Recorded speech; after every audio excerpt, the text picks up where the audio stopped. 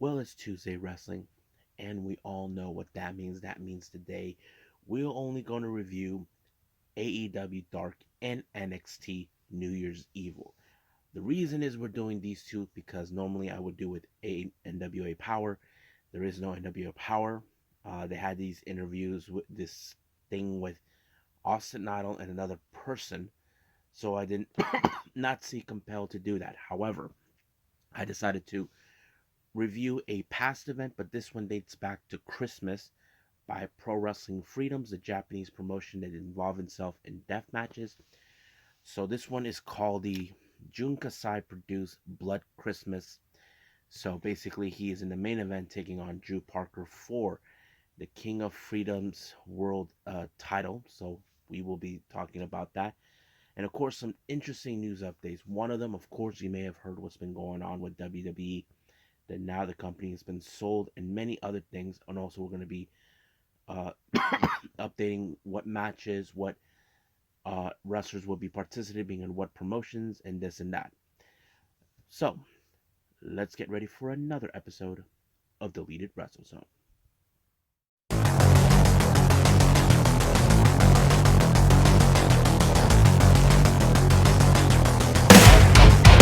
Are you ready? Get up, get up! Get up, get up! Get up, get up! Get up, get up! Get up, get up! Get up, get up!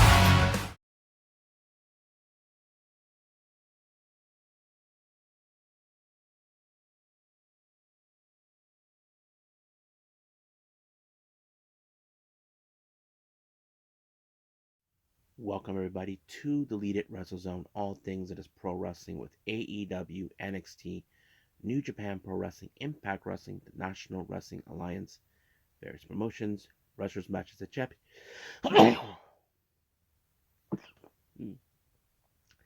I am your host, J Rod here. So let's get started with Pro Wrestling Freedoms, or we just call it Freedoms, with their Jun Kasai produced Blood Christmas. This one took place on Christmas Day. Like I said before, I'm still reviewing events that took place on Christmas that dates back in December. So there's still a whole lot that I need to review. Now we opened up with this thing called the Tokyo Desert Homeless Death Match, consistent of the Brahmin brothers, Brahmin Kai and Brahmin Shu, where they team up with Kikutaro. They take on Ari, Doku, uh, do, Dobu Nezumi, Fuki, Q Mogami, and Toshiyuki Sakura. So this is one of those matches where anything goes. Um, it was of course Sakura who actually picked up the win by pinning. I think it was Shu or Ki. I can't tell the difference between the Brahmin brothers because they look like twins. But yeah, so Sakura picked up a very good pinfall and win the match. Next up, we got a straight up regular match. We have Dragon Libre, Gentaro Kamui, and Tatsuhito Takaiwa versus Gauhox, Jun Masaoka Reka, and Takahiro Katori. It was a pretty good match. I liked how it was normal, but I was like, okay, this is going to be interesting. If you guys noticed, I talked about Gao Helks, who showed up on the recent Joker Pro show. I thought it was pretty neat, but however, in this match, it was a submission by no, was it?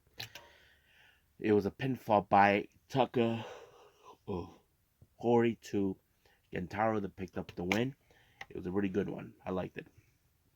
Now our next match is a scramble bunkhouse death match. We got Minoru Fujita versus Violent Jack of Erie. I thought this was a not. It didn't turn out bloody match like I thought it would because normally these guys live for the whole death match world. But in this case, it ended with, of course, Violent Jack with a submission, putting Minoru Fujita to tap out. So that's how it ends it.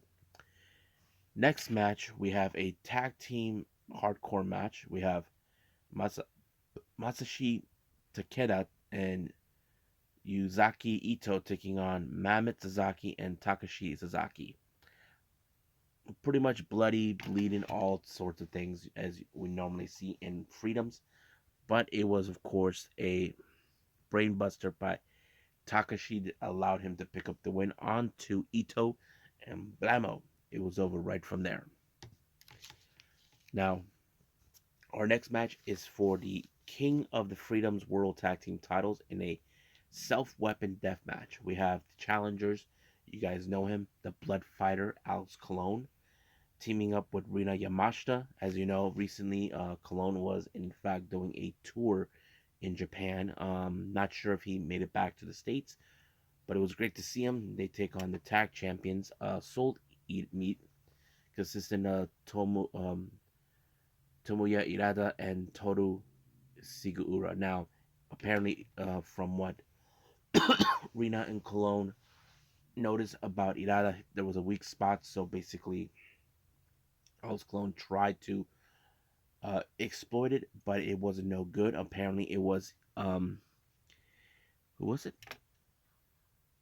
It was a moonsault by Irada to pick up the win onto Alex Cologne. So it looks more like Cologne was the one who was exploited by Irada the entire time. So they did not win the tag titles, but it would have been great.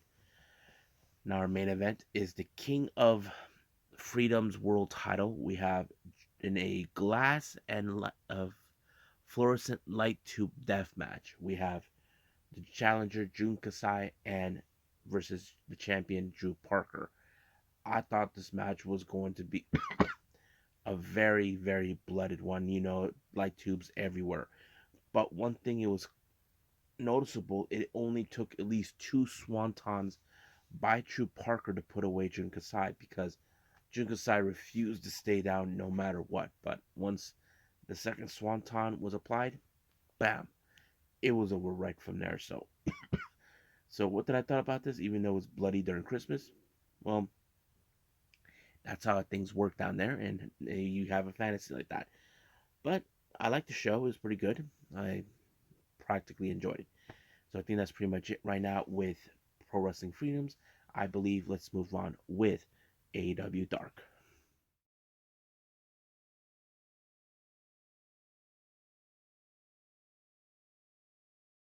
Okay, AEW Dark.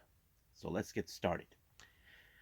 Juice Robinson opened up the match with his opponent against Travis Williams. Now, you probably would have thought this was going to end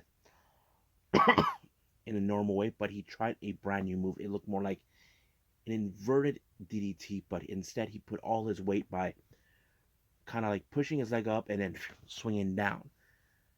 I never seen him do that before, so I don't know what he'll call it, but it looks like he's making on a roll. But there was an interview he conducted with Lexi Neer. Looks more like the Dark Order wants to have him join, but you know how Juice is. He's not going to do that. So if I was Dark Order, recruit somewhere else.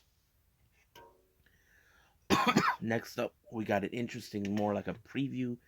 Before we get to Rampage, we have Diamante and Emi Sakura taking on Willow Nightingale and Ruby Soho. Now, keep in mind, these two will be in a street fight in Rampage. Now, we know that Anna Jay and Ty Mello do have experience with this from last year. However, does lightning strike twice? We don't know. But I have to say it was a good one. My best moment of this match is where Diamante was about to run towards Ruby Soho, but it was a pounce that saved her life thanks to Willow Nightingale. It looks more like now Ruby's starting to trust her because it was Ruby who put away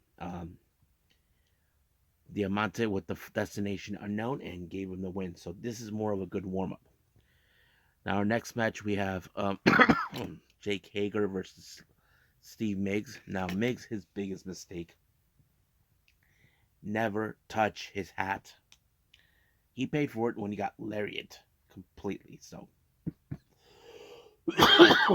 so someone call a funeral for Steve Miggs until it was over. But yeah, once again, Hager still loves that stupid hat. Next up, a sort of a preview before we get to LA, which is tomorrow. We have Lee Moriarty and Big Bill Morrissey taking on the Voros twins. This one ended in a choke slam by Big Bill, and boom, ended right there, sending a direct message to Jungle Hook. Next up, we got Val Nickel teaming up with the daughter of Roddy Piper, Teal Piper, and they take on Ty Mello and Anna Jay. So this match, it was good. I think Teal Piper was really stepping up her game, but in the end, it was the Queen Slayer by Anna Jay onto Kel that allowed them to win, sending a direct message to Ruby Soho and Wilton Nangel before the Street Fight match on Rampage. Next up, once again, is the very unorthodox trio between Isaiah Cassidy, Matt Hardy, and Ethan Page taking on Sebastian Wolf, Caleb Kennedy, and Judas Akara. I don't know if that's the right name, but once again ended with, of course, Ethan Page applying the twist of fate, and that was over. I don't know what is going on here, but it's kind of weird. So we'll see what happens. Now, our main event is the Ring of Honor Women's Championship. We have Marina Shafir being accompanied by Vicky Guerrero taking on Athena. I thought this was a pretty good match. I think many people would have assumed that Marina would have had this one, but somehow Athena was able to fundle her way out by pinning Marina Shafir using her tights. And I know this is a big disappointment for Vicky. She felt the same way about Nyla Rose, so it would make sense. I wouldn't be surprised if Vicky Guerrero finds brand new girls to manage. So we'll see what happens then.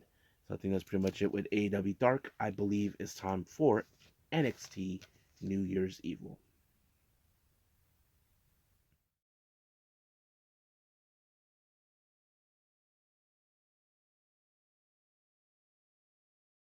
Okay, our final review is NXT New Year's Evil. It opened up, of course, with Chase U.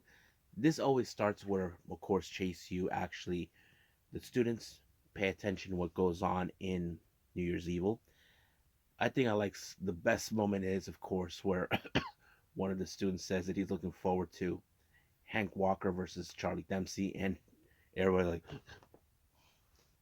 and Mr. Chase goes, "I'm gonna pretend I didn't hear that." And of course, they all say who's gonna win between Brock Braun Breaker and Grayson Waller. Duke Hudson, he said this. Hope Braun win. I really hate Aussies. And there's like, aren't you Aussie? I'm an American. I just, I completely laughed. I thought that was the best line I've ever heard from him. But it was great. Now, our opening match is for like a somewhat of a number one contendership for the North American title. This is between Dijak and Tony D'Angelo. Now, keep in mind, we know they targeted, both of these men targeted Wesley when he became the North American champion. Tony D'Angelo's excuse was he blamed him for the injury he obtained in that tournament. But Wesley said that it was an accident. It wasn't intentional. But Tony D'Angelo doesn't buy it. And then Dijakovic comes out and brands his justice. So it was more like the battle of justice between the two. You probably would have assumed that this match would have fallen in favor of Tony D'Angelo, but Stacks got in the way by trying to protect D'Angelo, but D'Angelo told him that I'm not your boss, we're family. So basically, Stacks was willing to sacrifice for Tony D'Angelo, but it might have cost him the match until Dijakovic applied a somewhat of a pump kick to him and win the match. So more than likely, we will see Dijak actually uh, be the next challenger. So we'll see when will that happen.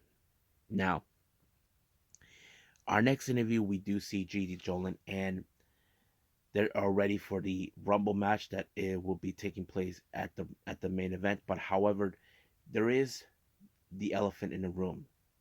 What if it comes between the two of them? Well, that is until they cross the bridge. So we will see that too. Now, we were supposed to see the Creed brothers versus Indus but however, Vern, Vern wasn't there. Sanga was, but they were blindsided by none other than the former WWE champion, Jinder Mahal. So it was kind of strange to see him. But later on, we did hear that Brutus may be out, all this and that. And looks like Julius Creed wanted to get his hands on Jinder Mahal. Even Ivy Nile was trying to calm him down, but you can tell that Julius is a bit of a hothead, so that might have cost him. However, during that happened, Valentina Frost tried to confront him about what's going on with him. So basically, he kind of said it was like his time, his moment, and of course, Elektra Lopez had to say the same thing to her. So basically, tried to get her to wake up, that sort of thing. Now, we did see that Pre Deli are ready to do a gauntlet match, but it wasn't exactly your standard normal. It opened up with these wannabe rockers that showed up, but of course, uh, what's their name? The New Day were practically aware, had a feeling this was going to happen. They called in, who did it? They called in some Edris Enofe and Malik Blade. I thought this match was pretty good. I think Pre Deli actually stood toe to toe, but however, it was then by applying the inside cradle to pick up the win. However, they called out Brooks Jensen and Josh Briggs, but they were knocked out completely. Nobody knew what happened. We just saw the return of the Gallus boys, Wolfgang and Mark Coffey. Now, keep in mind they were suspended after a little dispute that they had with Jensen and Briggs. But in the end, it was, of course, the Gallus boys that picked up the win, and it was over right from there. Later on, we did see that Briggs and Jensen were like a bit surprised that they showed up. That maybe the reason they were attacked was because of that pub incident took place. So that's what happened. Now, as you know, Hayes is getting in the mind of what's his name, Apollo Crews, for what transpired, trying to hold that win on them, and Williams wearing a mask. He's trying. I don't know what he's trying to do, trying to impersonate Axiom, but it was like that. Even Apollo Crews was not amused by that, but Axiom, you know, well, being Axiom, you know what I mean. So, but it looks more like it was now been told those both Williams and Mello will be teaming up to take on Cruz and Axiom. Then we saw the return of Tiffany Stratton. Now, I have failed to allude. Some of you may ask, where's she been? How come we haven't seen her?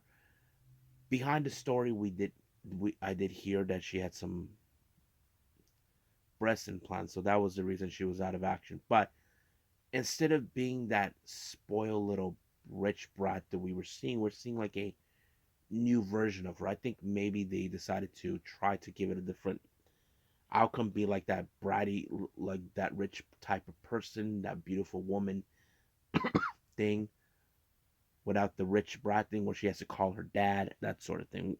I think we're seeing a different chance.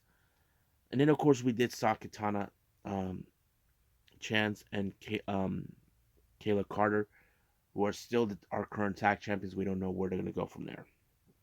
Now, our next match is the NXT Championship.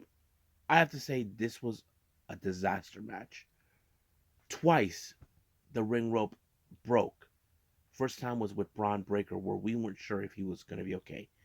Second time, it broke when Waller seems like he was about to win the match, and he fell, and it kind of went into a count out. Basically, he was counted by 10, and Waller was not happy about it. So even Braun Breaker was not happy how this ended.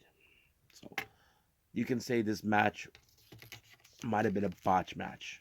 So let's leave it as that. Now, of course, our current NXT Women's Champion, Roxanne Perez is prepared to find out who will be her next opponent, but she did state she's going to take a closer look exactly how it's going to play out. Now, um, our next match we have Hank Walker versus Charlie Dempsey. Hank Walker put up a good match, but Charlie Dempsey was a far more better opponent because he put a big submission onto him, and that kind of went interesting. Now, in the back before, prior to the start of the Women's Rumble, we did see Sal Ruka and Alba Fire interactive. I don't know what's wrong with Alba Fire. I don't know if the whole thing with her and Aladong kind of got into her head. I don't know, but it was kind of strange. But we'll see. Now, Jinder Mahal did challenge Julius, was challenged by Julius Creed. You can guess that this match did not go in his favor. It ended with the Callas by Jinder Mahal, and boom, it was over from there. Now, for our NXT Women's Battle Royal match for the number one contendership, there was Cora Jade was the first one to be eliminated by Lyra Valkyria, and I was surprised. She tried to attack her not once but three times, but I'll get that to the bit. Then we saw a bit of a working together moment between Kiana James and Fallon Henley. I'm like, what the, what am I watching here? Why? It was kind of interesting. Now, we've seen these type of like Rumble matches where we see a Kofi Kingston take place. Now, if you guys remember Kaden Carter when she did the Ultimate Ninja outside the ring, I have to say Soruka did I think she did a far more better way of pulling off a Kofi than everybody else. I think many fans can see a bright future with her. I have to say Soruka really, really sold me. So I was impressed by the match and it was pretty good. But of course, we did end it with the elephant in the room, and that elephant ended up with, of course, now we had four women left behind. Alba Fire, but she was eliminated, and then Lyra Valkyrie, but she was eliminated thanks to Cora Jade, who got involved. But however, when both Gigi and Jay Z realized they were the last two, they thought they won. But however, there is the problem. They can only be one, and they fought, and then it ended with a double countout where both women came down the corner buckle off of them, and they landed around the same time. So this is may have been become a controversial win.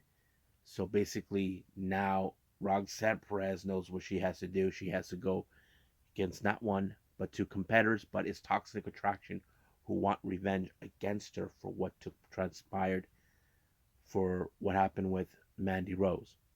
I will really do a special episode once I get more information on Mandy Rose in the future.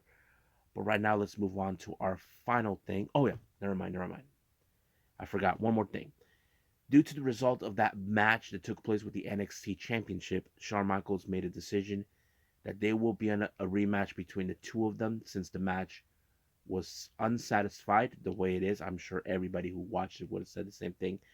So Shawn Michaels said this match will take place on Vengeance Day in a steel cage match, and the title will be on the line. So we'll see what happens then. Now, finally, let's move on to our next segment, and I believe this is our last thing we're going to do, news updates.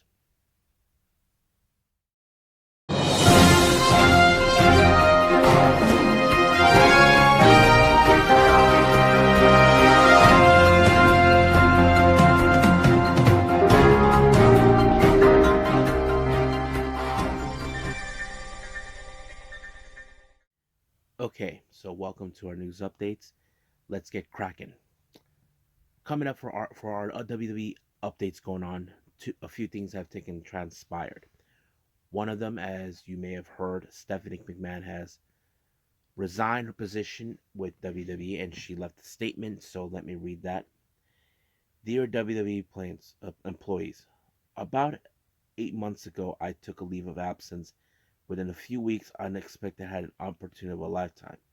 I had the privilege to return as the co-CEO and chairwoman of the board of WWE. I cannot put words into how proud I am to lead what I consider the greatest company in the world, working alongside remarkable leadership, team, and one of the strongest executives I've ever known, my co CEO, Nick Khan.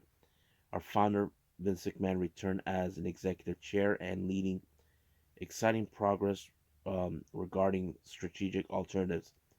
And with Nick's leadership, Paul Levinsky's as chief content officer, I'm confident WWE is in perfect place to continue to provide unparalleled creative content and drive maximum value for our shareholders. WWE has a strong position that I have decided to my return to leave and take one step further to my official resignation. I look forward to cheering on WWE from the other side of the business where I started when I was a little kid as a pure fan. I will always remain dedicated to WWE. I truly love our company, our superstars, our fans, and our employees. WWE is the success that is because of your hard work. You are unsung heroes no matter your position. You work contributions to our mission and make difference in people's lives. Thank you for your faith and trust. It's been an honor working alongside you. Then, now, forever together, Steph. So yes, folks, she has now resigned her position. Looks more like Vince is taking back his leadership role. There's still talk: is he going to be taking everything under control? We don't know yet.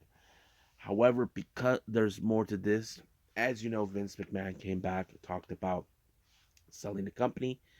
Looks like it has successful. There was he sold the company has been sold to a Saudi Arabia government public investment fund. So this is a very interesting development. According to what we're told, the Saudi Arabian was the ones that were had an interest, and of course there was talk about they want to take this company private. So they hadn't done this for years.